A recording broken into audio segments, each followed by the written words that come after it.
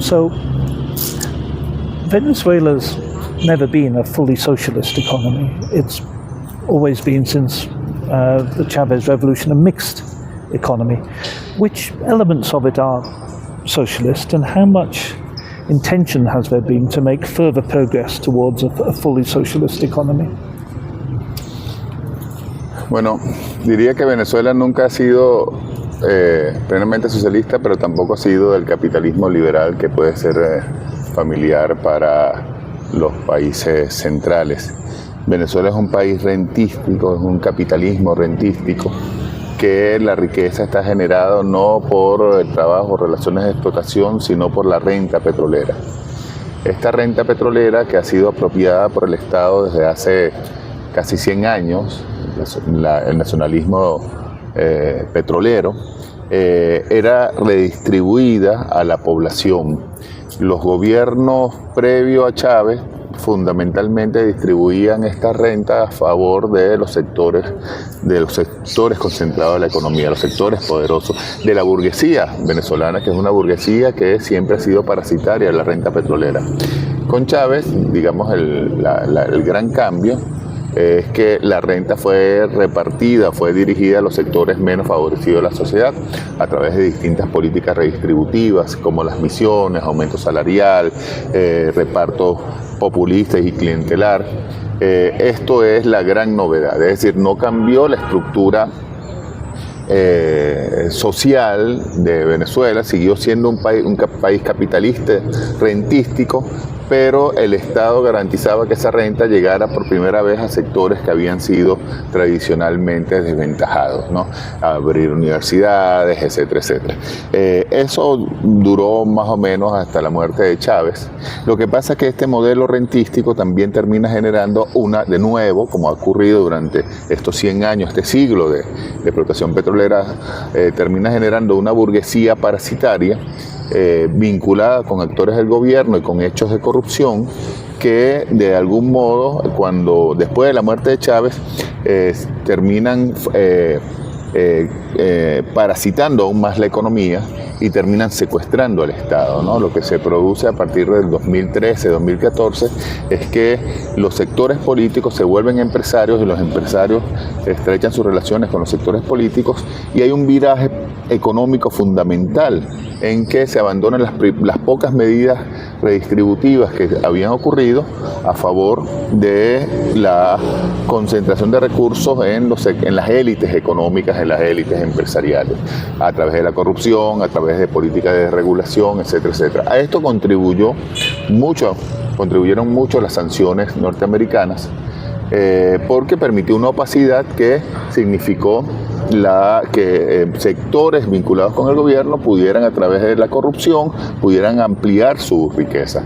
Es decir, en efecto, las sanciones norteamericanas han afectado a la economía, pero sobre todo a los sectores más desfavorecidos, a los sectores más pobres.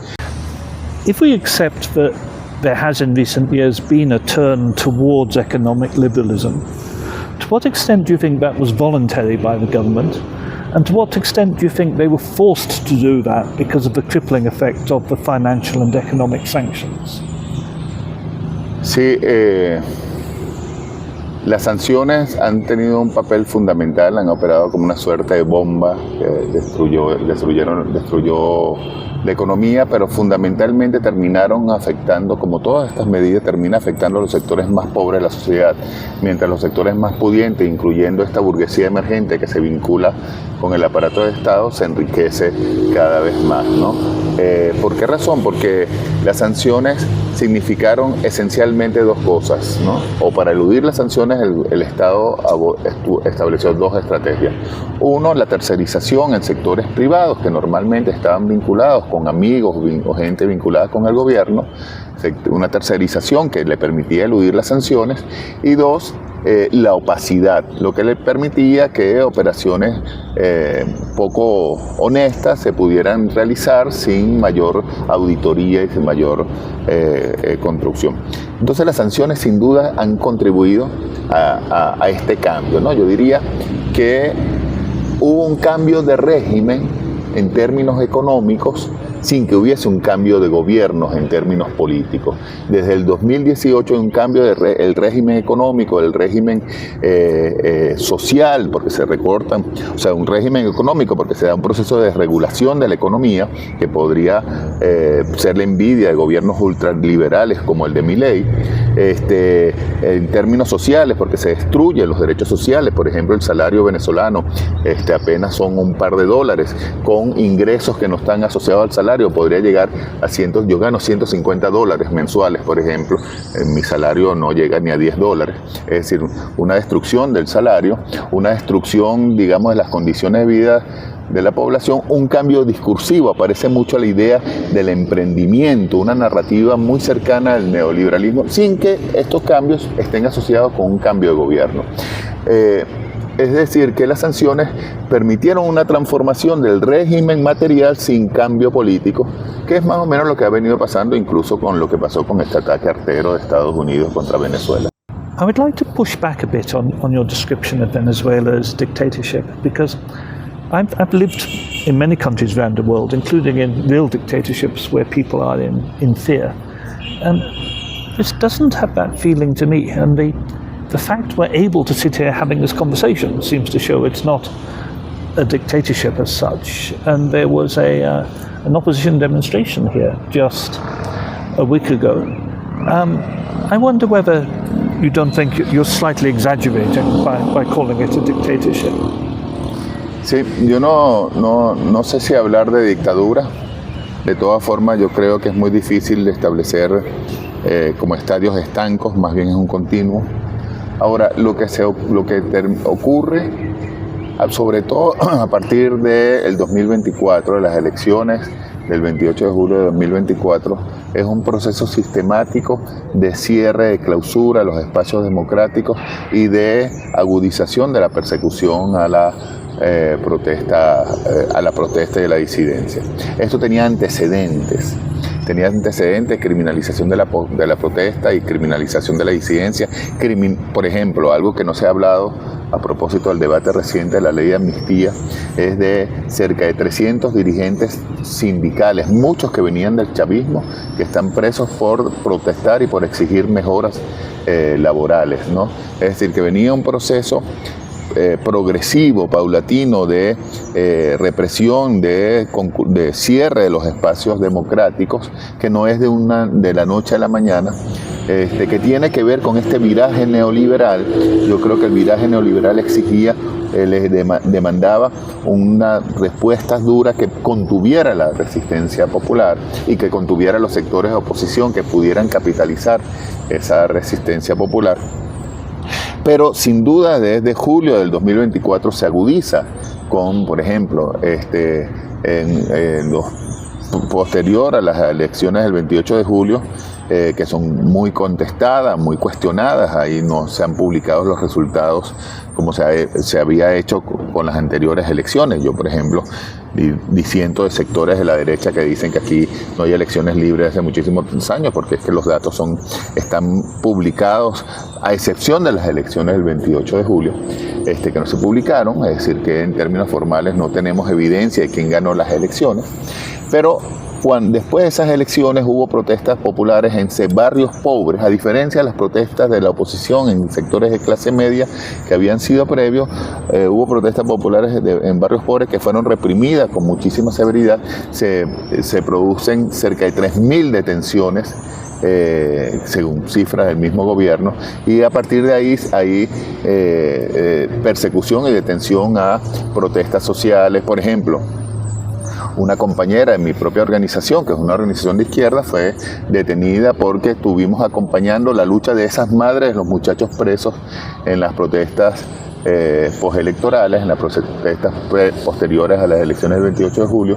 Es decir, se da un proceso de endurecimiento y persecución de la disidencia, sobre todo en el último año y medio, ¿no? Yo creo que el último año y medio hay un agravamiento de la represión política, la persecución y el cierre de los espacios democráticos y de los debates. No hubo manifestaciones que no fueran reprimidas, incluso manifestaciones estudiantiles. Por ejemplo, esa manifestación de la que tú hablas, que fue el 12 de febrero, un año antes intentamos una manifestación parecida, una marcha parecida por salarios, no nos dejaron salir de la universidad.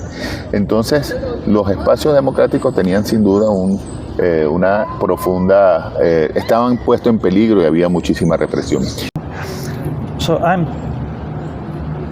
there's no doubt the results of the 2024 election are fiercely contested, and there are different narratives about what happened from left and from right. I'm not in a position to say what really happened.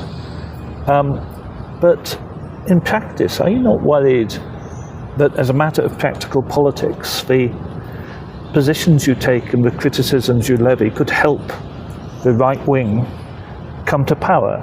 And if the right wing come to power, there's likely to be mass retribution and killing, and a much worse human rights situation than the situation now. And so how do you square that circle of being somebody who wants to stand on principle, but the principles could lead to a bad situation?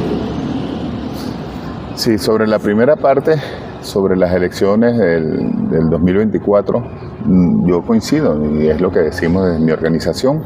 No hay evidencia de cuáles fueron los resultados. De todas formas, el mismo presidente de la Asamblea Nacional, en un reciente programa de entrevista, admitió que no fueron unas elecciones limpias y que no se respetó el resultado. Pero quizás el problema más grave es que nunca se auditaron los resultados, nunca se presentaron los resultados, que había sido una herramienta fundamental en lograr la paz y la estabilidad en elecciones anteriores, porque sin duda hay una derecha que es una derecha criminal, una derecha violentista, una derecha que sistemáticamente ha desconocido el orden constitucional, y esa derecha chocaba con el muro institucional que significaba unas elecciones que eran incontestables. Esto fue lo que se puso en peligro, o lo que no funcionó el 28 de julio del 2024. Y eso, por cierto, no generó protesta de los sectores de derecha, sino de los sectores populares. Los sectores de derecha y los sectores de clase media apenas protestaron en esos días posteriores al 28 de julio, sino protestaron los sectores más pobres del país, los sectores periféricos, los barrios que habían sido los baluartes históricos del chavismo fueron los que salieron a la calle. Que es muy importante porque hay algo que ha sembrado estos años en el alma de los sectores populares, de los sectores pobres, de la clase obrera, es la defensa de la democracia, la defensa de la posibilidad de expresarse, la soberanía popular, que es sistemáticamente desconocida por los sectores de derecha y ahora también por el gobierno. Yo estoy de acuerdo que la derecha que tenemos al frente no es una derecha impresentable, una derecha que hay que hacer lo posible para que no llegue al poder, pero no a costa de sacrificar la democracia, no a costa de sacrificar la Constitución, no a costa de sacrificar los derechos sociales. La idea de enfrentar a la derecha ha sido un perfecto argumento para que el gobierno vaya desmantelando sistemáticamente, vaya arriando sistemáticamente sus banderas de lucha. En el año 2017, cuando destruyeron el salario, destruyeron los derechos sociales, 2017, 2018, decían que que hay que destruir los derechos, que hay que entender que se tenía que liquidar los derechos sociales a cambio de mantener el proyecto. En el año 2019, 2020, cuando se empezó a desmantelar el Estado de Derecho, había que entender que había que desmantelar el Estado de Derecho para preservar el proyecto.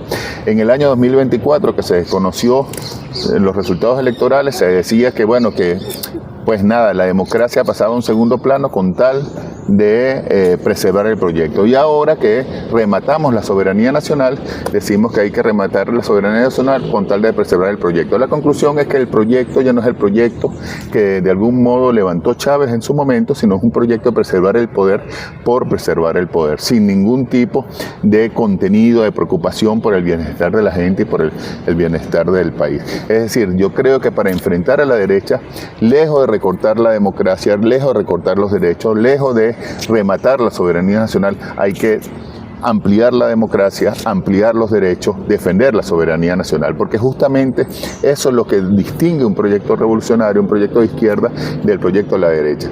Poco a poco este gobierno se ha venido haciendo cada vez más parecido a aquellos que pretende combatir. Se ha vuelto un gobierno cada vez más parecido a lo que la derecha dice que va a hacer cuando llegue al poder.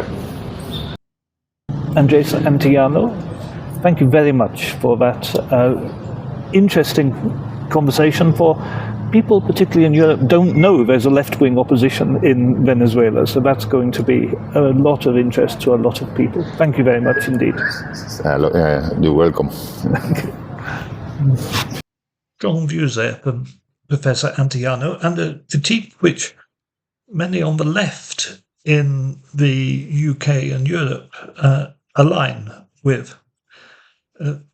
But note, his contention is that President Maduro moved to the right, and also that this move to the right was a result of personal corruption, not of US sanctions.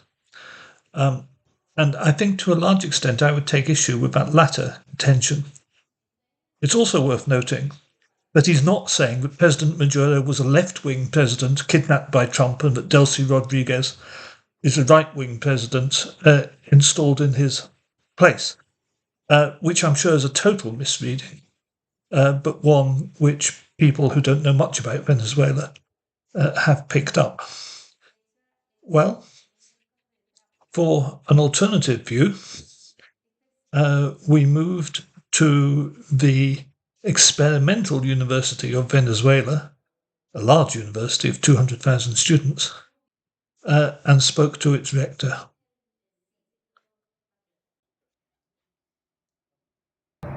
So, Venezuela is a left-wing country, but it's not a fully socialist economy. It's always been a social democratic mixed economy. What were the plans of Chavez, and is there an idea to progress towards a fully socialist economy? Bueno, es complejo hablar de las economías y darle una característica socialista o capitalista. Sin embargo, en la historia venezolana, el elemento fundamental que puede ayudar a comprender esa economía es que somos una de las reservas, quizás la mayor reserva de petróleo en el mundo. Y eso nos pone en un nivel donde todo lo vinculado al procesamiento, producción, distribución, manejo, todo alrededor de los hidrocarburos, del petróleo y los hidrocarburos, vincula estrechamente con un mercado internacional, en este caso un mercado capitalista internacional que ve al petróleo y que ha visto al petróleo siempre como un producto de primera línea para ellos seguir procesándolos y seguir desarrollando también una economía en esos países y sobre todo en los grandes imperios, en este caso el imperio norteamericano. ¿Qué ocurre? Durante años toda la empresa, todo PDVSA, todo lo vinculado al petróleo y la extracción de petróleo estuvo pensada en relación, en la Cuarta República, con estos países. Y estos países adecuaron su tecnología, adecuaron sus estrategias de procesamiento, incluso lo adecuaron para el petróleo venezolano. Que es decir, os quiero decir con esto, que esos arreglos contractuales, incluso que hicieron, eran por años, 100 años, 150 años, 200 años. Entonces, estuvo muy signado por eso.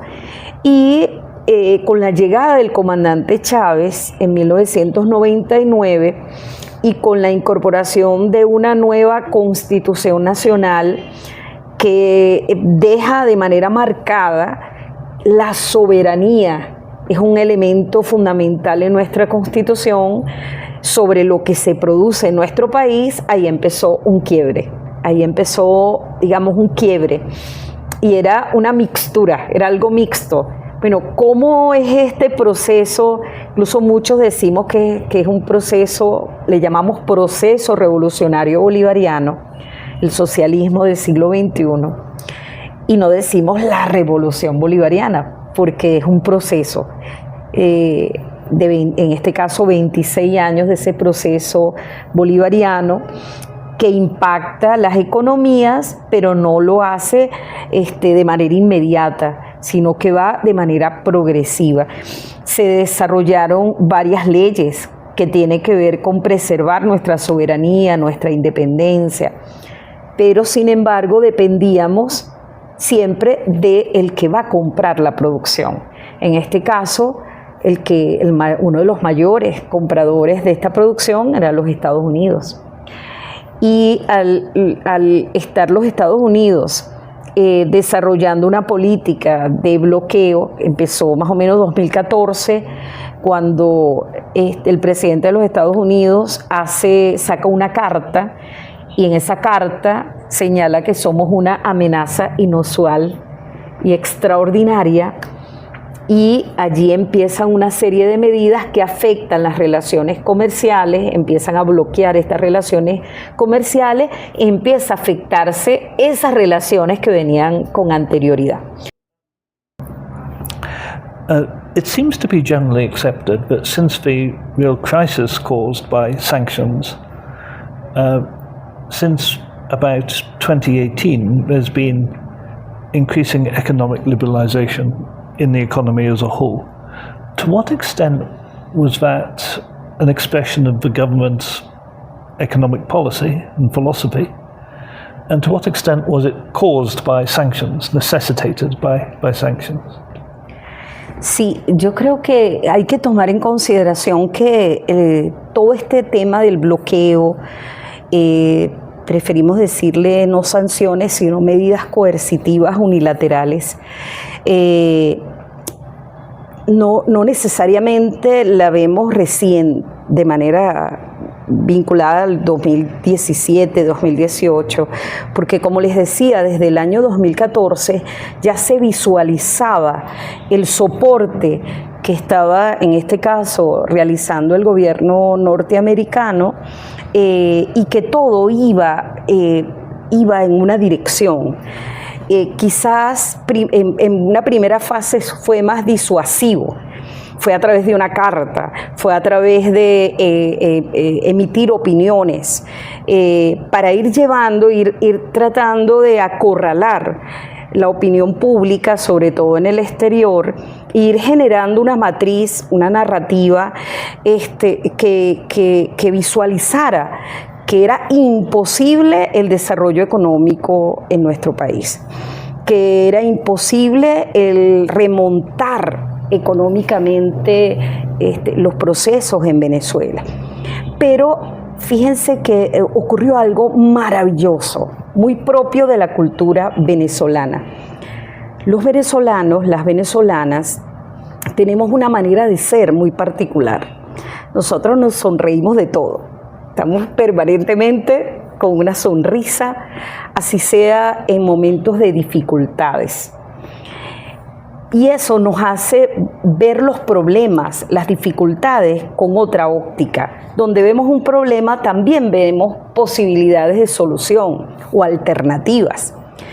Y eso generó que las orientaciones que daba nuestro gobierno y a través del gobierno de nuestro presidente constitucional Nicolás Maduro Moros fueran captadas de una forma que por un lado veíamos cómo se iban incrementando esas medidas coercitivas y por otro lado veíamos al pueblo retomando parte de su cultura incluso ancestral, la gente sembrando, la gente produciendo, la gente fomentando maneras de vivir y de sobrevivir, que quizás algunas personas en el exterior dicen, se atreven a decir, con situaciones menores a esta ya hubiese ocurrido un estallido social en un país.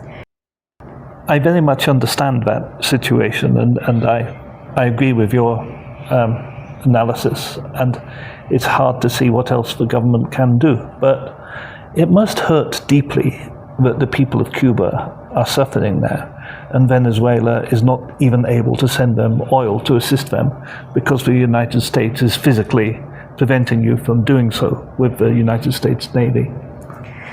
Sí, nosotros tenemos una relación con Cuba no de ahorita.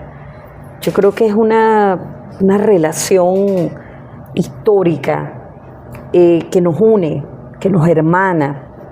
Les cuento que el diseño de la bandera de Cuba la hizo un caraqueño. Imagínense la relación que tenemos con Cuba. Pero además, José Martí, la relación de José Martí y su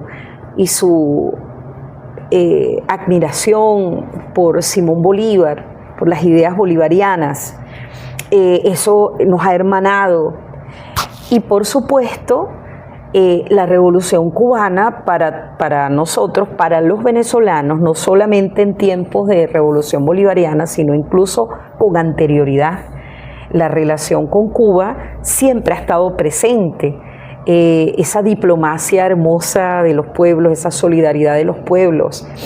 El fundador de esta universidad, Félix Adam, fue uno de los jóvenes que se fue a estudiar en Cuba y estudió allá y hizo su doctorado allá. Y es el único extranjero que llegó a ser presidente de la Federación de Centros Universitarios de la Universidad de La Habana.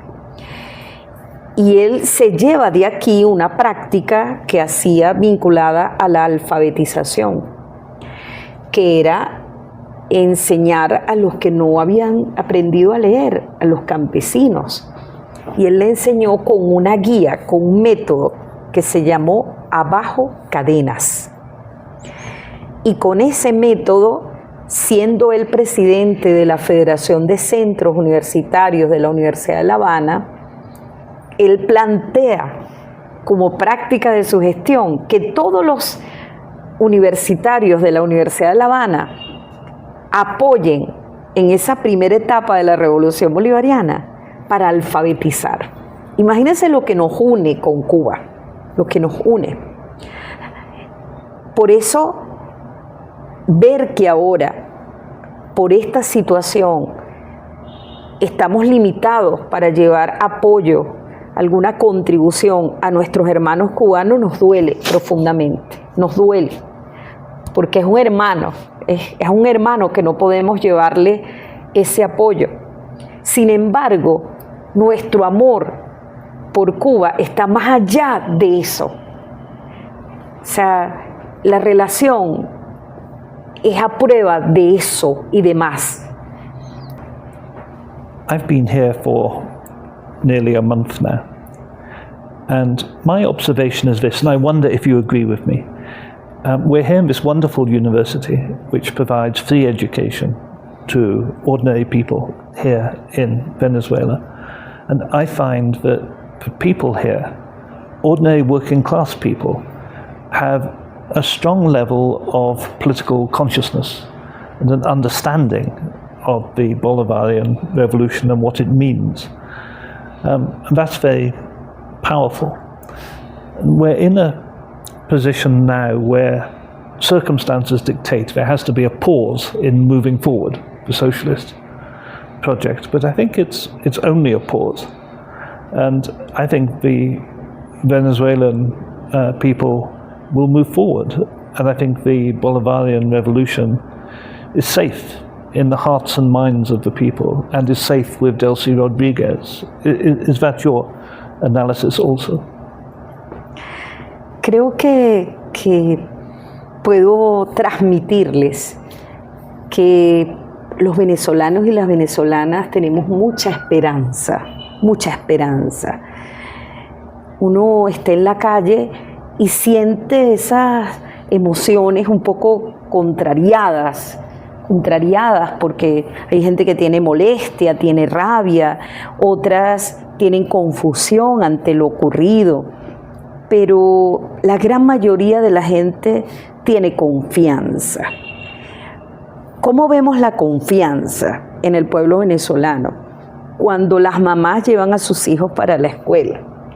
O sea, una mamá no lleva a sus hijos o los manda a estudiar a una universidad. O sea, cuando yo tengo 24 núcleos en todo el país, 145,000 estudiantes de pregrado. Y cuando veo a todos esos muchachos en todo el territorio nacional, en 24 núcleos, en clases, en actividades, con mucho esfuerzo, van esos muchachos a clase y avanzando, y vamos a preparar los trabajos de grado, y vamos a prepararnos para el grado de mayo. Nosotros hacemos grados en mayo, en julio y en diciembre. Entonces, con la expectativa de graduarse, y bueno, y vamos también a cómo voy a incorporarme al trabajo. Tú dices, cónchale, esto es la realidad concreta venezolana, que aún con todas estas dificultades, la gente sale a estudiar, las mamás y los papás llevan a sus niños a las escuelas, por cierto, escuelas que aseguran todo niño venezolano, independientemente de su nivel. Por supuesto, hay padres que pueden cancelar en una escuela privada, pero una gran mayoría sabe que su niño en maternal, en preescolar o kinder para ustedes, ¿no? En la escuela, en el liceo y aún en la universidad, sus hijos tienen asegurado la educación como un derecho humano y además de manera gratuita y de calidad. Eso solamente se ve en Revolución, y yo creo que esa es una de la mejor demostración que esta esperanza continúa. Están regresando. Vuelva a la Patria, que es un programa, permanentemente trae nuevos vuelos. Y esa gente llega esperanzada. Primero dice, no, yo no me voy de nuevo de este país, porque allá la gente no se ríe, la gente no se abraza, la gente no comparte, la gente es triste. Y todo eso que lo escuchamos, incluso de personas no afectas al gobierno, pero son patriotas, quieren a nuestro país. Eso nos da esperanza y sé que vamos a salir adelante, vamos a salir airosos. Por supuesto, no habrá quien diga cosas negativas, pero nosotros vamos a salir airosos y airosas de toda esta circunstancia. Okay. Alejandrina Regis, thank you so much for hosting me, and thank you for a really interesting conversation. Thank you. Gracias, muchísimas gracias, y esta siempre va a ser su casa, no solamente la Universidad Simón Rodríguez, sino toda Venezuela. Thank you. Gracias. Thank you.